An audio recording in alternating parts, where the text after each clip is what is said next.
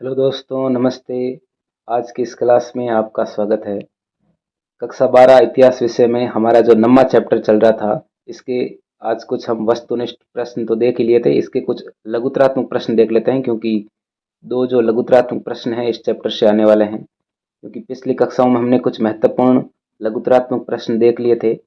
आज की इस क्लास में और जो महत्वपूर्ण लघुतरात्मक प्रश्न जो बनने वाले हैं उसको भी देख लेते हैं, बोर्ड एग्जाम के ब्लूप्रिंट के हिसाब से, क्योंकि इसी हिसाब से प्रश्न आपके हिस्ट्री में उसी हिसाब से आने वाले हैं। तो सबसे पहला ही क्वेश्चन है आज की इस क्लास का, संथाल जो है वो कौन थे।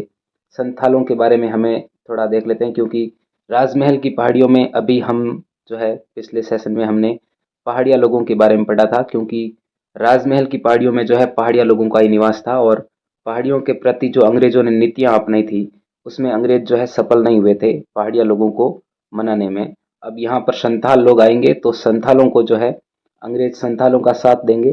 संथाल कौन थे, तो इनके बारे में एक छोटा सा प्रश्न। संथाल जो है आए तो थे, और ये राजमहल की पहाड़ियों में बसे भी थे, और इन्होंने जो है पहाड़िया लोगों को पीछे धकेल दिया था। तो संथाल कौन थे, शुरुआती प्रश्न इसी से शुरुआत कर लेते हैं संथालों के बारे में। संथाल जो थे, संथाल ये 1780 के दशक के आसपास जो है बंगाल आने लगे थे। बंगाल में ये कब आए, तो 1780 के दशक में। और संथाल जो है इस पहाड़ी क्षेत्र में 1800 ईस्वी के आसपास में जो है आए थे। इस पहाड़ी भाग जो है ये आपके राजमहल की पहाड़ियाँ, यहाँ पर ये लगभग 1800 ईस्वी के आसपास में आए थे। और जमींदार जो लोग थे, यहाँ पर मैदानी भागों में हम जमींदारों की बात कर रहे थे। जमींदार लोग जो थे ये खेती के लिए नई भूमि तैयार करने और खेती का विस्तार करने के लिए जो है इन संथालों को भाड़े पर रखते थे, और ये भाड़े पर यहाँ पर जो है खेती करते थे जमींदारों के खेत में। और उन्होंने पहाड़ी लोगों को भीतर की ओर तक जो है पीछे धकेल दिया था, और ये राजमहल की पहाड़ियों में जो है घुसने लगे। हालांकि इन्होंने जमींदारों ने रखा था इनको अपने खेत में भाड़े पर, लेकिन ये क्या कर रहे हैं, जंगलों में जो पहाड़ी लोग रह रहे थे, पहाड़िया लोग, उनको जंगलों में जो है पीछे धकेल दिया, और जंगलों को ये साफ करके वहीं पर बस गए। कुछ ज्यादा ताकतवर थे ये संताल लोग, तो उन्होंने पहाड़िया लोगों को पीछे धकेलना जो है स्टार्ट कर दिया था। और हल और कुदाल के बीच जो लड़ाई है वो पहाड़िया और संथालों के बीच जो है संघर्ष था। क्योंकि हल जो प्रतीक था वो किसका था, हल जो प्रतीक था वो संथालों का प्रतीक था, और कुदाल जो है ये पहाड़िया लोगों के जीवन का प्रतीक था। पहाड़िया जो है ये हम इनके बारे में हमने बात की थी, ये जो है झूम खेती करते थे, झूम कृषि, और इसके लिए ये कुदाल का जो है प्रयोग करते थे। जबकि संथाल जो है ये स्थायी कृषि, यानी स्थायी कृषि जो है ये करते थे, और इसमें ये जो इनका औजार है प्रमुख रूप से हल का जो है प्रयोग करते थे स्थायी कृषि करने के लिए। और कुदाल को पहाड़ियों का और हल को संथालों का जीवन प्रतीक माना जाता है। ये तो आपने वस्तुनिष्ठ प्रश्न में भी विशेष रूप से देख ही लिया होगा। इसको तो मोस्ट इम्पोर्टेंट के रूप में ध्यान रखना है। कुदाल जो है किसका, किसके जीवन का प्रतीक है, और हल जो है किसके जीवन का प्रतीक है। तो दोनों का विशेष रूप से ध्यान रखना है, पहाड़िया का कौन सा है और संथालों का कौन सा है। अंग्रेजों ने पहाड़ियों के स्थान पर संथालों को बसाने की नीति क्यों अपनाई थी, क्योंकि अंग्रेज जो है पहाड़िया लोगों के वहां पर स्थायी कृषि करने में सफल नहीं हुए थे। इसलिए अंग्रेजों ने जो है पहाड़िया लोगों के स्थान पर संथालों को वहां पर राजमहल की पहाड़ियों में बसाने की जो है नीति अपनाई थी। तो ये नीति क्यों अपनाई थी, इसको एक प्रश्न के रूप में तैयार करना है, क्योंकि इस प्रकार के प्रश्न बोर्ड एग्जाम में आ जाते हैं।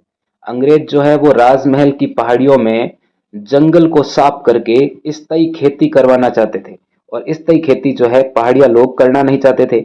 इस कारण इन्होंने संथालों का जो है सहारा लिया। संथाल लोग जो है इसके लिए तैयार थे। पहाड़िया लोग तो ऐसा करने के लिए बिल्कुल तैयार नहीं थे। यह लोग जंगल काटने के लिए हल को हाथ तक जो है लगाने को तैयार नहीं थे। ये हल, क्योंकि हल जो है इन पहाड़िया लोग हल चलाते नहीं थे, क्योंकि पहाड़िया लोग जो है कुदाल को चलाते थे। जबकि संथाल जो है इसमें रुचि ले रहे थे। संथाल चाहते थे कि हम स्थायी कृषि करेंगे और जंगलों को साफ करेंगे। इसी कारण पहाड़ी जो लोग थे, पहाड़ी, इसी कारण पहाड़ी जो है अंग्रेजों ने पहाड़ियों के स्थान पर संथालों को जो है बसाने की नीति अपनी। इसी कारण अंग्रेजों ने क्या किया, अंग्रेजों ने जो है पहाड़ियों के स्थान पर संथालों को जो है यहाँ पर बसाने की नीति अपनाई थी राजमहल की पहाड़ियों में। और बाद में राजमहल की पहाड़ियों में एक कानून भी बना था दामिनी को, जिस पर प्रश्न आ जाता है कि राजमहल की पहाड़ियों में दामिनी कोह का निर्माण क्यों किया गया था। दामिनी कोह क्या होता है, इस पर एक प्रश्न तैयार कर लीजिएगा, दामिनी कोह। चलिए देख लेते हैं दामिनी कोह पर किस प्रकार प्रश्न आएगा। अंग्रेजों ने 1832 तक राजमहल पहाड़ी क्षेत्र में बड़े इलाके को संथालों की भूमि घोषित कर दिया था, जिसे कहा गया है दामिनी कोह। है क्या? तो शुरुआत में जो जंगल इलाका था, पहाड़ी पहाड़ी जो भाग था राजमहल की पहाड़ी, उस पर किसका निवास था? पहाड़िया लोगों को। लेकिन वहां पर 1832 तक अंग्रेजों ने क्या किया, राजमहल पहाड़ी क्षेत्र का एक बड़ा इलाका जो है उसको संथालों की भूमि घोषित कर दिया गया। इसी को कहा गया दामिनी कोह। ये जो संथालों की भूमि थी राजमहल की पहाड़ी में, इसी को कहा गया दामिनी कोह। और इस पूरे क्षेत्र जो संथालों की भूमि घोषित की है, उस संथालों की भूमि क्षेत्र के चारों ओर जो है खंबे लगाकर उनकी सीमा भी तय कर दी, सीमा निर्धारित कर दी कि ये जो है संथालों की भूमि है। इसी को कहा गया दामिनी कोह। इस क्षेत्र को मैदानी स्थायी किसानों और पहाड़िया लोगों से अलग कर दिया। ये जो क्षेत्र था इनकी जो बीच की सीमा निर्धारित कर दी। इधर स्थायी किसान कौन हो गए? संथाल हो गए स्थायी किसान, और पहाड़िया लोग, इन दोनों के बीच की वो सीमा जो है तय कर दी गई। जो दामिनी कोह के अंतर्गत हमने बात की थी, वो वाली सीमा जो है तय कर दी गई। खंबे लगाकर जो सीमा तय की गई वो स्थायी किसानों और पहाड़िया लोगों को अलग कर रही थी वो सीमा। और संथालों को इसी क्षेत्र में रहना था, यानी दामिनी कोह में किसको रहना था? तो दामिनी कोह में जो निवास था वो था संथालों का। छोटे प्रश्न में भी ऐसे ध्यान रखना।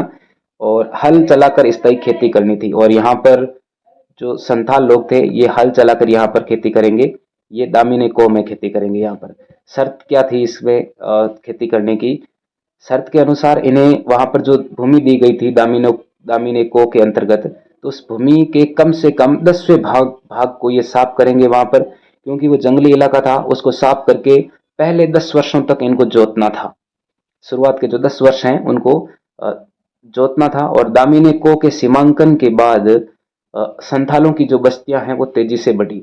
इससे संथालों की जो बस्तियां हैं वो तेजी से बढ़ी। संथालों के गांवों की संख्या जो 1838 में 40 थी, वो बढ़कर 1851 में हो गई 1473, यानी लगभग 1500 तक पहुंच गई। और जनसंख्या भी बढ़कर कितनी हो गई? 82,000 से अधिक हो गई, पहले 3,000 ही थी। जैसे जैसे खेती का विस्तार होता गया, कंपनी के राजस्व राशि में भी क्या होगी? वृद्धि होगी। और संथालों के बस जाने पर पहाड़िया लोगों के जीवन पर क्या दुष्प्रभाव पड़े? दुष्प्रभाव तो पड़ना ही है, क्योंकि पहाड़िया लोगों के ही खेत थे, पहाड़िया लोगों का ही वो राजमहल की पहाड़िया उन्हीं की थी। जब वहां पर संथाल लोग बस गए तो पहाड़िया लोगों के जीवन पर दुष्प्रभाव पड़ेगा ही है। तो क्या क्या दुष्प्रभाव पड़े पहाड़िया लोगों पर? जब संथाल राजमहल की पहाड़ियों पर बसे तो पहले पहाड़िया लोगों ने विरोध किया था, विरोध तो करना ही है, और फिर भीतर जाने को मजबूर हो गए। लेकिन फिर जब संथाल लोगों ने क्या किया, उनको अंदर तक जाने पर मजबूर कर दिया। उन्हें ऊपरी पहाड़ियों के चट्टानी और अधिक बंजर इलाकों तक जो है सीमित कर दिया, यानी कि अब वहां पर वो खेती भी नहीं कर सकते थे बंजर और चट्टानी इलाकों में। तो उनके जीवन जो है, रहन सहन है, जीवन है, उन पर बुरा असर पड़ा और वे गरीब होते गए। उनको झूम खेती के लिए उपजाऊ जमीन भी मिलना जो है मुश्किल हो गई, क्योंकि चट्टानी इलाका और बंजर इलाके में खेती भी जो है नहीं हो सकती थी, क्योंकि वह जमीन अब दामिनी कोह का हिस्सा हो गई थी। जिस जो उपजाऊ जमीन थी वो अब किसका हिस्सा हो गई थी? दामिनी कोह का हिस्सा हो गई थी, जो जहां पर स्थायी खेती कौन कर रहे हैं? संथाल लोग। तो पहाड़िया जो लोग थे उन पर जो है बुरा असर पड़ा। जब इस क्षेत्र के जंगल खेती के लिए साफ कर दिए गए तो पहाड़िया शिकारियों को भी समस्या का सामना करना पड़ा। जंगल भी साफ करने लग गए तो फिर जो शिकार हैं वो भी, यानी जो जानवर हैं, जंगली जानवर, वो भी वहां पर नहीं रुकेंगे, तो शिकारियों को भी समस्या का सामना करना पड़ा।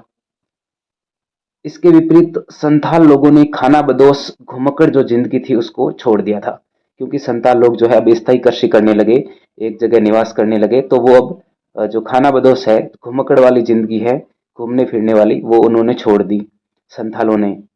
अब वे एक जगह बस गए और बाजार के लिए कई तरह की व्यापारिक फसलों जो है तंबाकू, सरसों आदि की खेती करने लगे। व्यापारियों और साहूकारों के साथ ये लेन देन भी करने लगे। इसके बाद में ये प्रश्न जरूर आता है कि संथालों ने ब्रिटिश शासन के विरुद्ध विद्रोह क्यों किया? बनता ही है ये, क्योंकि संथालों को बसाया अंग्रेजों ने, वहां पर स्थायी कृषि के लिए इनको दामिनी कोह का इनके लिए निर्माण किया। फिर भी संथाल लोग जो है इन ब्रिटिश शासन के विरुद्ध विद्रोह क्यों कर रहे हैं? तो ये प्रश्न विशेष रूप से मोस्ट इंपॉर्टेंट के रूप में ध्यान रखना है। क्या प्रमुख कारण रहे हैं विद्रोह के?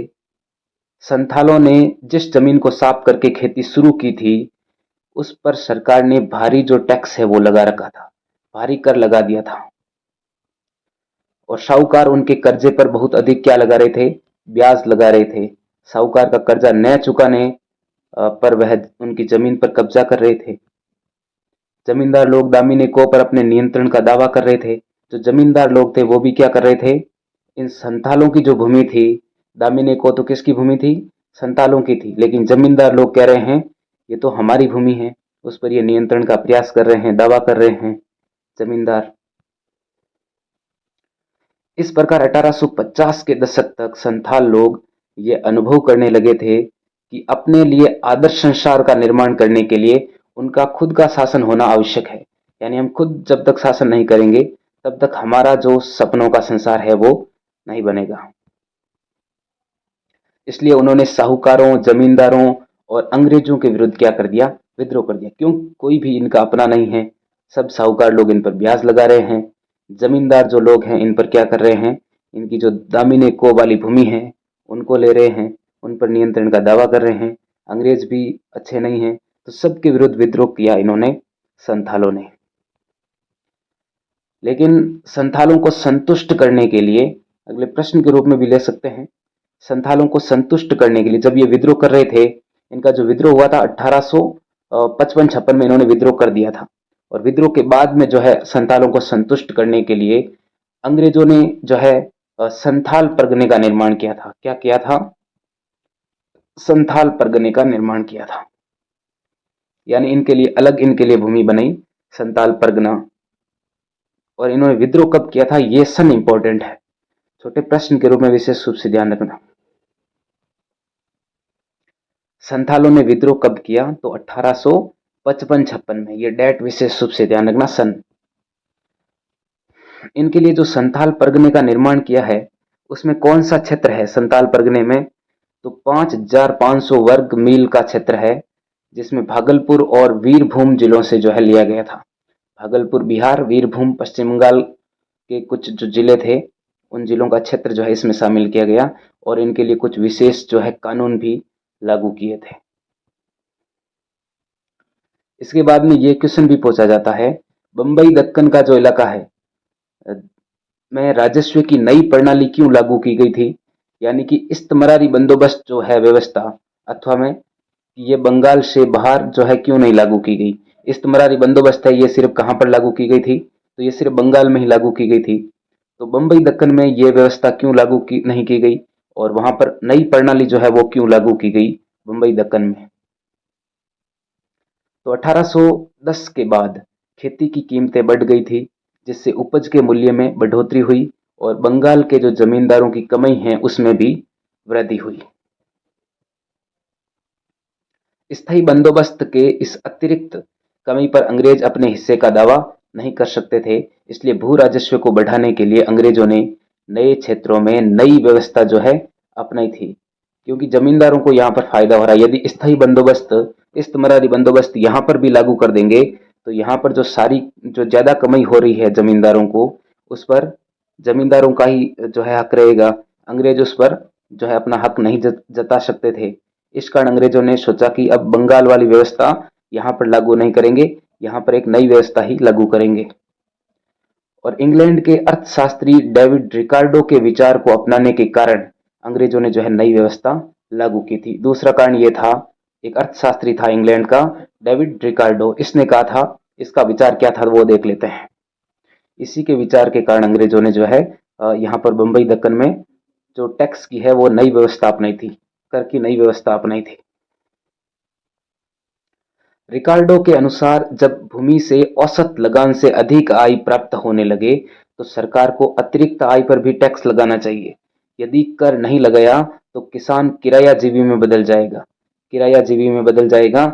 इसमें क्या होगा? किरायाजीवी में ये किसान जो है अपनी जमीन को पट्टे पर देगा और किसानों की कमाई पर निर्भर रहने लगेगा। यानी जिस किसान को ज्यादा फायदा होगा वो अपने खेत पर खुद काम नहीं करेगा, उसके खेत पर कोई अन्य किसान काम करेंगे और वो तो क्या करेगा? उन्हीं किसानों की कमाई पर निर्भर रहने लगेगा और वह भूमि सुधार में निवेश भी नहीं करेगा। इस प्रकार इन दो बातों से स्पष्ट होता है कि अंग्रेज जो है वहां बंबई दक्कन में जो है नई प्रणाली लागू कर रहे थे। इस्तमारी बंदोबस्त को बंगाल से बाहर लागू नहीं किया।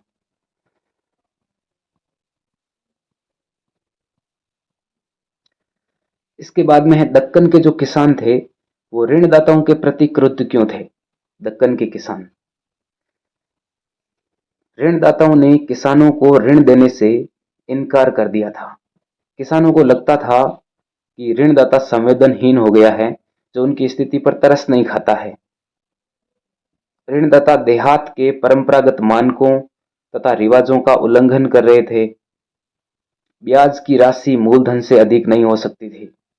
ब्याज जो है, ब्याज हमेशा जो भी हम मूलधन हमारा होता है, किसी को ब्याज पर देते हैं 10,000, तो इस पर ब्याज जो है 10,000 से ज्यादा नहीं हो सकता।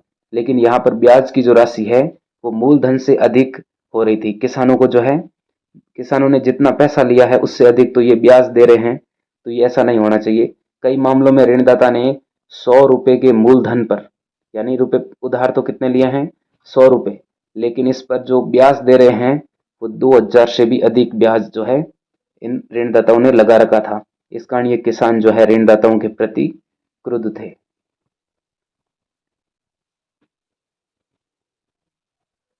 बिना चुकाई गई ब्याज की राशि को नए बंद पत्रों में शामिल कर लिया जाता था।